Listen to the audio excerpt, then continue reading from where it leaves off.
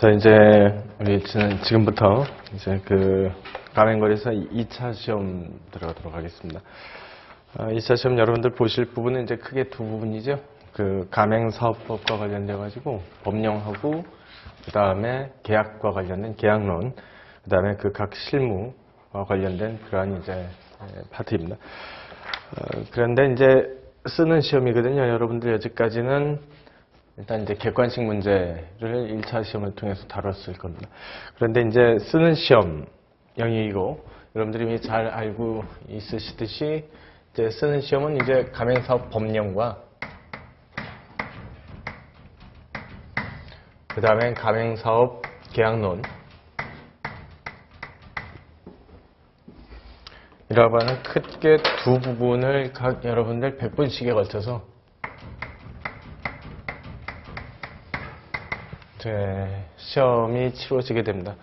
이미 공지사항, 즉, 일단 이제 시험 공고에 여러분들 보시면 잘 아시겠듯이 2차 시험의 경우에는 법령 100분, 그 다음에 법령 및 실문과 100분 주어지고 계약도 역시 마찬가지인데, 문제는 이제 크게 뭐 3문제, 그 다음에 하부적으로 1문제나 2문제 정도가 조금 더 얹힐 수는 있습니다. 그래서 크게 제1문 등이 각 주어집니다. 그리고 큰 제1문은 대개 사례형이다. 그 생각하시면 됩니다. 사례형이라고 하는 소리는 뭐 이제 그 커다란 하나의 사례를 주어지고 이 부분을 법령 문제라고 한다면 법령에 위반한 것은 아닌지, 그 다음에 그 만약에 위반되었을 때에는 특히 이제 조치를 어떻게 취해야 될 것인지 그 부분이 나오는 것이고요. 그 다음에 계약론 역시 마찬가지로 계약과 관련되어 가지고 체결된 계약이 일단 유효인지 무효인지 아니면 일단 현행 법령에 적합한 것인지 즉 적법한 것인지 아닌지 여부를 그렇게 이제 묻는 형태의 문제 사례형이 하나가 나옵니다. 그리고 이 사례형은 뭐 사례형 안에 다시 1문이 있고 2문이 있다고 생각해 두십시오. 물론 이제 사례형 한 문제로 끝나는 경우도 있습니다만 일단 대개는 한 크게 2개 정도를 다루게 될 것이겠구나 라고 생각하시면 됩니다. 자, 그 다음에 두 번째는 이제 2문.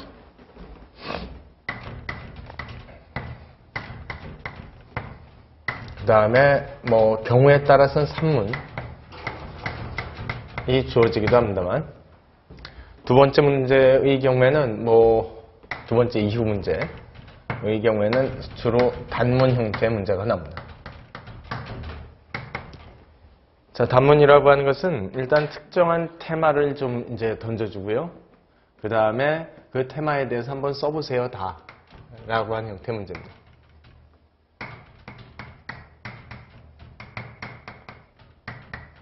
그래서 여러분들이 이제 지금부터 우리가 공부를 하게 될 가맹사업 법령을 어느 정도 이해를 했는지, 그 다음에 계약론을 어느 정도 이해를 했는지를 일단 이제 뭐 사례를 통해서 물어보고, 그 다음에 단문을 통해서 체계적으로 목차를 잡아서 순서대로 암기된 바에 따라서 이제 여러분들께서 현출을 해내셔야 됩니다. 답안지에.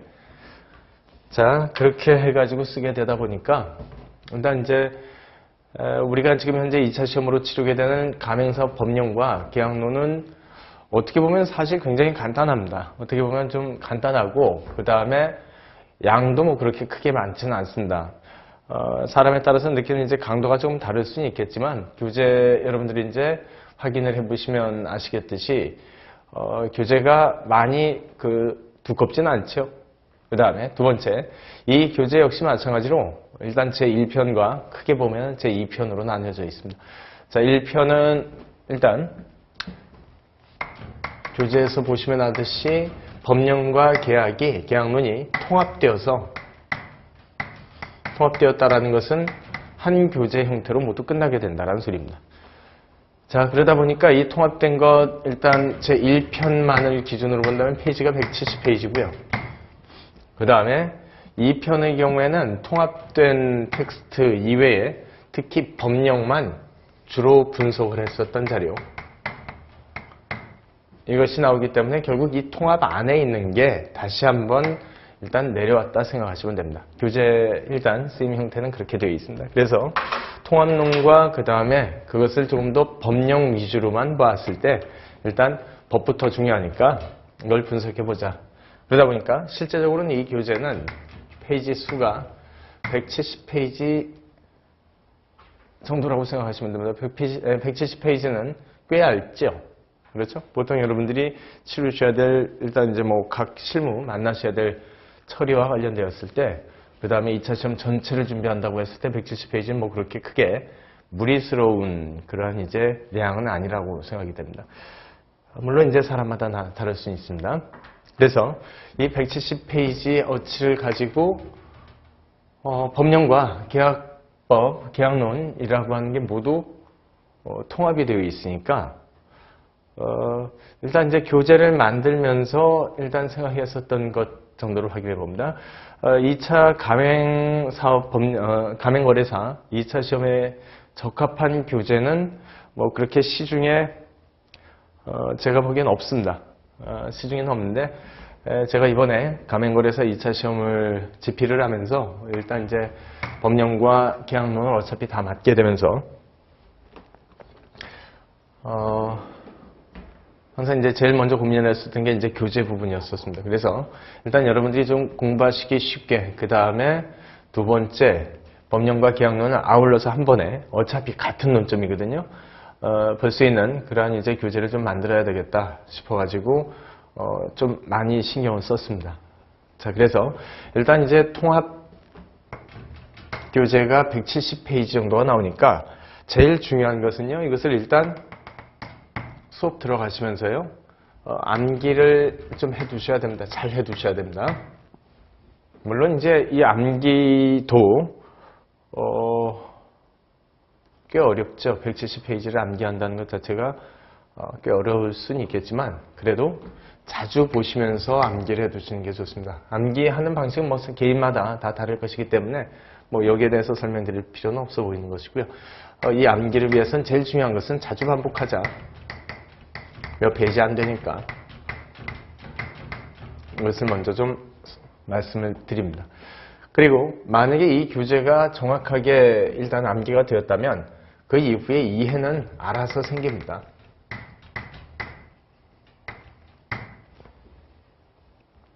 그러니까 그 부분은 좀 여러분들께서 자주 이렇게 이제 돌리는 형태로서 공부를 해 두시기 바랍니다. 자, 아직 이제 가맹사업법 이것이 도대체 뭔지는 모르겠지만, 자, 가맹사업법이라고만 하겠습니다. 가맹사업 법률과 그 시행령 이 두 개를 합해서 우리는 이제 법령이라고 통상 이야기를 합니다. 자, 이 가맹사업 법령의 구체적인 내용은 이제부터 이제 우리가 공부를 하게 될 부분에 해당되는 것이고요. 그 다음에 이 내용은 주로 공법적인 제재 위주로 들어갑니다. 즉, 여러분들 1차 시험에서 독점법 배우셨죠?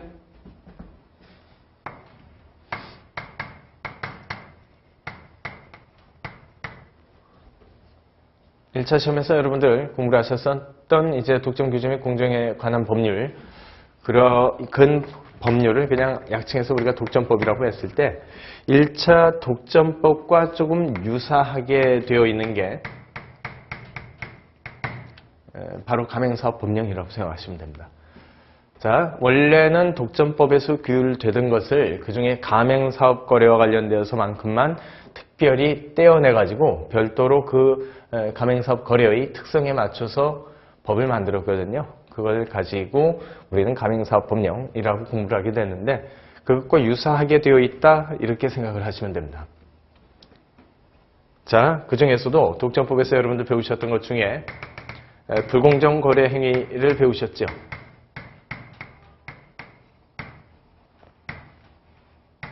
불공정 거래 행위를 배우셨는데 그 부분이 이제 집중적으로 가맹사업 법령에는 더 구체적으로 발달되어 있다. 가맹사업 거래의 특성에 맞춰서 그렇게 생각하시면 될 것으로 보입니다.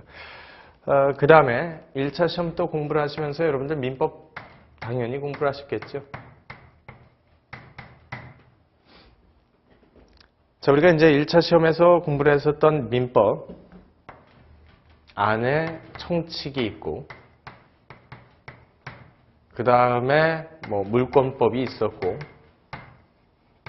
그 다음에 아주 크게요, 민법 적어도 재산법만을 전부 다 공부를 하게 된다면 우리가 이제 1차 시간에 만났듯이 뭐 원래는 채권법 총론이라고 하는 것이 있다고 했었습니다. 채권법 총론. 그 다음에 채권법 강론 안에 다시 계약법 총론. 그 다음에 개별 계약론, 즉 계약법 강론. 그 다음에 법정 채권 관계에 해당되는 사무관리 부당이득 불법행위. 이것을 이제 우리가 크게 민법 중에 재산법 영역이다.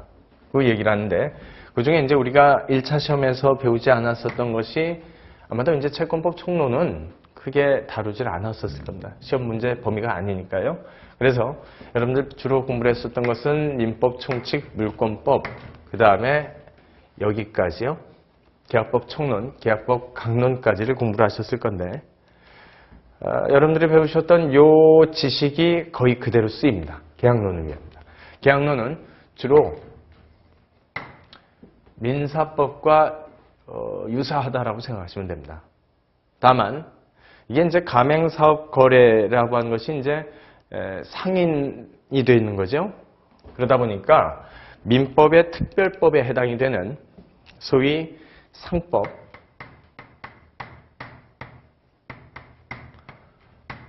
상법적 지식이 조금 필요합니다. 물론 뭐 그렇게 여러분들께서 고민을 하실 필요는 없습니다. 어차피 이제 수업 들으실 것이니까. 자, 민법 그리고 상법이 조금 현재 필요하게 된다. 그 이유는 상리, 거래를 하는 그러한 형태의 관계가 되어 있기 때문이다. 자, 그래서 사실 이제 크게 우리가 배우려고 하는, 특히 이제 2차 시험을 위해서 배우려고 하는 법령과 계약론, 이 두 부분은 기본적으로 뭐 사실 1차 시험에서는 독점법, 그 다음에 2차 시험에서는 민법 공부를 했었던 것과 비슷하게 생각하시면 된다. 자, 그렇게 생각하시면 됩니다. 자, 그런데 여기서 좀 주의해 두셔야 될 게요. 2차 시험에서 법령과 실무, 그 다음에 두 번째 과목 계약과 실무라고 하는 계약론을 배우는데 대개 요 정도가 테마가 중첩이 됩니다.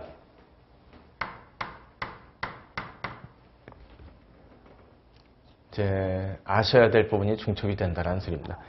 그리고 이제 대개 어느 부분이 중첩됐냐? 지금 현재 중첩된 모습 보니까 법령 영역이죠.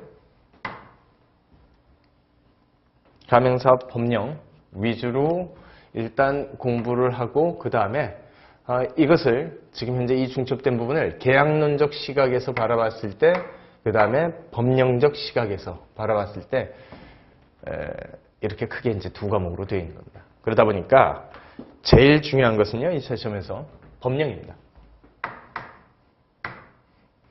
가맹사업 법령. 이게 이제 제일 중요하고요. 법령 이것을 암기를 하지 만약에 못하신다면 계약론도 한꺼번에 같이 무너져 버린다. 그렇게 생각을 해두시면 됩니다. 그만큼 우리 시험에서 제일 중요한 것은 2차 시험에서 제일 중요한 것은 법령 암기입니다. 이게 잘 되어 계셔야 계약론도 그 다음에 뭐 법령 이것도 모두 어느 정도의 이제 여러분들 합격하실 수 있을 만큼의 일단 이제 수준이 될 수가 있고요. 만약에 법령을 놓치게 되면 법령만 사라지는 것이 아니라 계약론도 다 사라질 것이다. 이것을 절대 잊지 마셔야 됩니다. 그러다 보니까 말씀드린 바와 같이 교재를 구성을 할 때 법령과 계약론을 아예 통합을 해서 170페이지를 만들었다는 소리입니다. 자, 그만큼 법령은 굉장히 중요하다. 이걸 모르면 계약론도 안 풀립니다. 풀릴 수가 없습니다. 자, 그렇게 해서 이제 도대체 2차 시험 우리가 어떻게 구성이 되어 있는지 정도까지 먼저 봤고요.